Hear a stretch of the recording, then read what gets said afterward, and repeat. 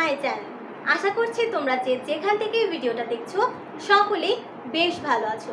তোমরা এসএসসি বা এইচএসসি যে ব্যাচেরই হও না কেন, আজকের ভিডিওটা আমি আশা করছি তোমাদের জন্য খুব বেশি হেল্পফুল হতে চলেছে। তো তোমাদের কিন্তু অনেকেরই কোশ্চেন থাকে যে আপু আসলে রাইটিং পার্টসে আমি পড়িনি বা আমি রাইটিং পার্টস কীভাবে নিজে থেকে বানিয়ে লিখে ফুল মার্কস পেতে পারি। তো তোমাদের জন্য আজকের এই ভিডিওটা। তো তুমি এসএসসি এইচএসসি যে ব্যাচই হও না কেন, ধৈর্য সহকারে প্রত্যেকটা কথা আমার মনোযোগ সহকারে শুনো, আশা করছি যে তোমাদের কাজে লাগবে। তো দেখো, প্রথমেই কিন্তু প্যারাগ্রাফ নিয়ে আলোচনা করি। তোমরা এসএসসিতে কিন্তু আমাদের প্যারাগ্রাফ থাকে এবং এইচএসসির ক্ষেত্রে কিন্তু প্যারাগ্রাফ আরও বেশি ইম্পর্টেন্ট। কারণ দেখো, আমার প্যারাগ্রাফ কিন্তু এইচএসসির ক্ষেত্রে দুইটা করে প্যারাগ্রাফ থাকে। একটা কিন্তু আমার নর্মাল প্যারাগ্রাফ থাকে এবং আরেকটা হচ্ছে কিন্তু আমার কজ অ্যান্ড ইফেক্টের একটা প্যারাগ্রাফ থাকে। তো যেই প্যারাগ্রাফ হোক না কেন, সেই প্যারাগ্রাফটা আমরা কীভাবে বানিয়ে লিখবো তো চলো দেখি। তো দেখো, আমাদের প্যারাগ্রাফের ক্ষেত্রে আমাকে কি খেয়াল রাখতে হবে। ধরো যে আমার প্যারাগ্রাফের নাম হচ্ছে এ বুক ফেয়ার, ওকে। তো আমরা প্রথমে এইভাবে এ বুক ফেয়ার এটা আমার খাতায় লিখে নিব। লিখে নেওয়ার পরে আমার প্রথম লাইন যেটা হবে, ধরো এইটা হচ্ছে আমার খাতার মার্জিন, ওকে। আমার কাজ হবে অন্যদের তুলনায় একটু বেশি সুন্দর করে লেখা, যাতে টিচার ভিতরে আমি কি লিখেছি সেটা না দেখে আমার ডেকোরেশন দেখে যাতে আমাকে ফুল মার্কস দিতে বাধ্য হয়। তো দেখো, আমরা কিন্তু সকলে এই জায়গা থেকে লেখা শুরু করি, কিন্তু তুমি যেহেতু একটু অন্যরকম লিখবে, তাই তোমার কাজ হবে এই জায়গা থেকে লেখা শুরু না করে এইখান থেকে লেখা শুরু করা, ঠিক আছে। এখান থেকে লেখা শুরু করবে প্রথম লাইনটা, এরপরে আবার তুমি ঠিক আগের মতো করে লিখবে। জাস্ট প্রথম লাইনে এইটুকু ফাঁকা দিবে, ওকে। প্রথম লাইনে শুধু এইটুকু ফাঁকা দিয়ে তুমি লেখা শুরু করবে। তো প্যারাগ্রাফে কিন্তু আমাদের সাধারণত কোনো ভাগ থাকে না, মানে আমি পুরোটাই লিখে আসতে পারি।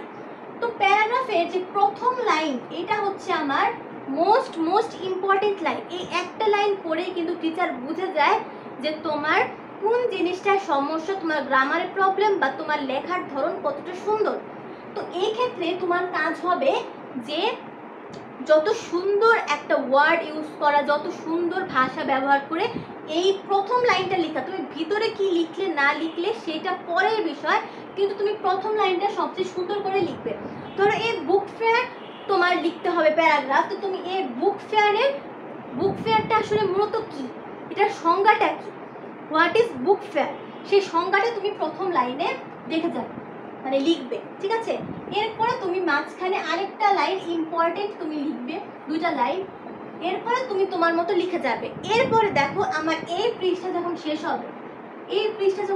হবে, এই পৃষ্ঠার লাস্টের লাইনটা আবার একটু ভালো করে দেখার চেষ্টা করবে, কারণ টিচার যখন দেখবে, বিশেষ করে আমার বোর্ড পরীক্ষায় এত কিন্তু আমার পড়ে দেখার সময় নেই। তো তুমি ভিতরে যাই লেখো না কেন, তুমি ফার্স্টের লাইন এবং লাস্টের লাইন সবচেয়ে সুন্দর করে লেখার চেষ্টা করবে। এরপর ধরো আমার পরের পেজেও সেম কাহিনী, তুমি প্রথম লাইনটা এবং লাস্টের লাইনটা সবচেয়ে সুন্দর করে লেখার চেষ্টা করবে। এরপরে তোমার প্যারাগ্রাফের যখন তুমি এন্ডিং দিবে, তখন তুমি লাস্টের 3-4টা লাইন খুব সুন্দর করে তুমি গুছিয়ে লিখবে, যাতে সেই লাইনটার ভিতরে আমার যাতে কোনো গ্রামাটিক্যাল প্রবলেম না হয়। এমন কোনো কঠিন বানান বা এমন কোনো কঠিন লাইন বানাতে যাবে না যেখানে তোমার গ্রামার ভুল হতে পারে। তো তুমি একটা সহজ সুন্দর একটা লাইন তুমি এখানে লিখে আসবে, যাতে তোমার গ্রামারও ভুল না হয় এবং সাথে তোমার লেখাটাও সহজ এবং সাবলীল হয়। তো তোমরা বলতে পারো যে আসলে প্যারাগ্রাফ কত পৃষ্ঠা বা কত পাতা লিখবো। তো আমাদের কিন্তু বোর্ড পরীক্ষার ক্ষেত্রে কিন্তু পেজ নাম্বারটা কিন্তু অনেক বেশি কাজ করে। তো তোমরা চেষ্টা করবে সময়ের ভিতরে যতটুকু বেশি লেখা যায় ততটুকু লেখার জন্য, ঠিক আছে। বিশেষ করে 2-3 পাতা লিখলে আমাদের হয়ে যায়। তো দেখো, এরপর হচ্ছে আমাদের প্যারাগ্রাফ, তুমি যেটাই লিখো কজ অ্যান্ড ইফেক্টস বা তুমি নর্মাল প্যারাগ্রাফ, সবগুলোর ক্ষেত্রে তুমি এইটা ফলো করবে। এরপরে দেখো, আমাদের হচ্ছে কমপ্লিটিং স্টোরি। তো দেখো, স্টোরিটার জন্য কিন্তু আমাদের এখন দুইটা স্টোরি রয়েছে, একটা হচ্ছে আমাদের ট্রেডিশনাল স্টোরি এবং আরেকটা হচ্ছে আমাদের ক্রিয়েটিভ স্টোরি। তো ট্রেডিশনাল বলতে কোনটা, যেটা আমরা ছোটোকাল থেকে পড়ে এসেছি, যেটা আমরা জানি, এবং ক্রিয়েটিভ স্টোরি কোনটা, যেটা হচ্ছে একটা স্টোরির কয়েকটা লাইন তোমাকে দিয়ে দিবে এবং সেই লাইন মতো তোমাকে নিজের মতো করে তোমাকে ক্রিয়েটিভ মানে নিজের মতো করে তোমাকে বানিয়ে লিখতে হবে সৃজনশীল পদ্ধতিতে, তো এইটাই কিন্তু বর্তমানে অনেক বেশি আসছে, এই ক্রিয়েটিভ স্টোরিটা। তো দেখো এটা আসলে তুমি কোথাও পড়লেই কমন পাবে, এটা তোমার নিজের ভাষা যত সুন্দর হয় তো সেইটার ক্ষেত্রেও তুমি একই ট্রিক্স ফলো করবে যে আমার ফার্স্ট অ্যান্ড লাস্ট লাইন যত সুন্দর করা যায়, ঠিক আছে। তো এরপরে দেখো এই হচ্ছে আমাদের কমপ্লিটিং স্টোরির ব্যাপার। এরপরে তোমাকে বলবো ইমেল বা আমাদের ইনফর্মাল লেটার বা হচ্ছে আমাদের ফর্মাল লেটার। তো ফর্মাল লেটারের ক্ষেত্রে আমরা কি করি, আমাদের একটু নিয়ম মানতে হবে। তো ধরো যে আমাদের এই খাতায় এখানে আমরা প্রথমে ডেট দিব অবশ্যই। আমার এখানে যে রুলসগুলো আছে সেই রুলসগুলো তোমাকে অবশ্যই ফলো করতে হবে। রুলসগুলো ফলো করার পরে তুমি যখন টিচার দেখবে না তুমি রুলসগুলো ফলো করেছো, তখন কিন্তু তোমাকে এমনি নাম্বার দিতে বাধ্য হবে। তো দেখো আমি খুব সুন্দর করে ডেট দিব। তো ডেট দেওয়ার সময় তোমরা কি করো, যে ধরো 22/5 তারপর 24। তো তুমি এরকম করে লিখবে না, তুমি এটা কি লিখবে দেখো, তুমি লিখবে হচ্ছে ডেট ধরো 22 মে, এখানে একটা সুন্দর করে কমা দিবে, এরপর দেখো 2024। তো দেখো এইটার থেকে কিন্তু আমার এইটা অনেক বেশি বেস্ট হয়েছে।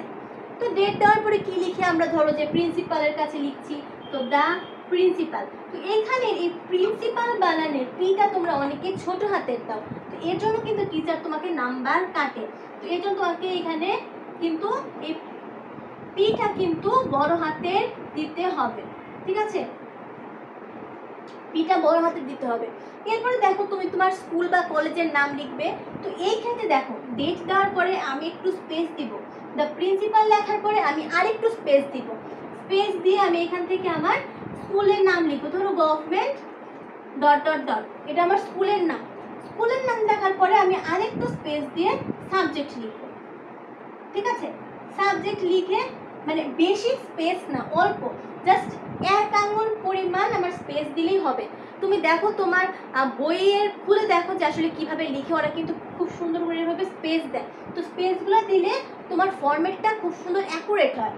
এরপর সাবজেক্ট লেখার পরে তুমি ডিআর দিয়ে লেখা শুরু করবে, এখানেও স্পেস হালকা অল্প একটু দিবে, তারপরে এখান থেকে তুমি লেখা শুরু করবে। তো ফার্স্টের লাইনটা তোমরা শিখে যাবে খুব সুন্দর করে, আমার বইয়ে যেভাবে দেওয়া আছে তোমার পুরোটা মুখস্থ করতে হবে না, জাস্ট ফার্স্টের লাইন আর লাস্টের লাইন কত সুন্দর করে তুমি প্রেজেন্টেবল করতে পারো সেটা তোমাকে দেখতে হবে। তো এই হচ্ছে আমার ফর্মাল লেখার কিছু টিপস অ্যান্ড ট্রিক্স তোমাকে বললাম, যে আমার স্পেসগুলো দিলে কিন্তু অনেক সুবিধা হবে, দেখতেও সুন্দর লাগবে।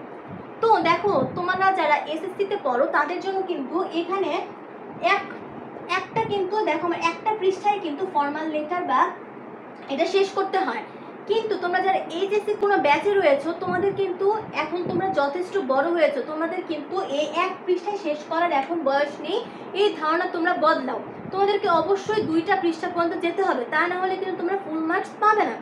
তো অবশ্যই এমন না যে এই পাতা আর এই পৃষ্ঠা আর এই পৃষ্ঠা, তোমাকে অবশ্যই এরকম 2টা পৃষ্ঠা নিতে হবে যে আমি এখানে লেখা শুরু করে এই পাশে লেখা শুরু করবো, সেটা তোমরা সকলেই জানো।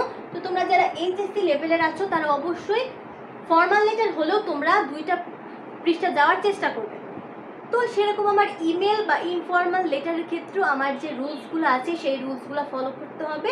এরপরে ভিতরে তুমি যথাসম্ভব চেষ্টা করবে যে আমার গ্রামাটিক্যাল পার্টসগুলো যাতে ভুল না হয়, খুব সহজ সাবলীল ভাষায় লিখো কিন্তু আমার যাতে কোনো কিছু ভুল না হয়।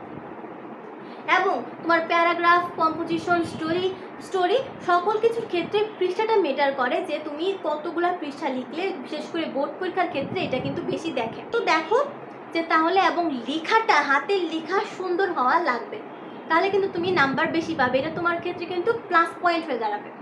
তো আমি যে ট্রিপসগুলো বলেছি সেটা তোমরা ফলো করার চেষ্টা করো। এছাড়া দেখো একটা ভিডিওতে কিন্তু সকল কিছু নিয়ে আলোচনা করা সম্ভব হয় না, তারপর যদি তোমাদের মনের ভিতরে কোনো রকমের প্রশ্ন থাকে তাহলে তো কমেন্ট বক্স খোলাই থাকলো, অবশ্যই কমেন্ট করো এবং আমি যথাসম্ভব চেষ্টা করব যে তোমাদের কোশ্চেনের রিপ্লাই দেওয়ার জন্য। তো তাহলে আজকে এই পর্যন্তই, দেখা হবে ইনশাআল্লাহ পরবর্তী কোনো ভিডিওতে। সেই পর্যন্ত তোমরা সকলেই সুস্থ থাকো, ভালো থাকো, আসসালামু আলাইকুম।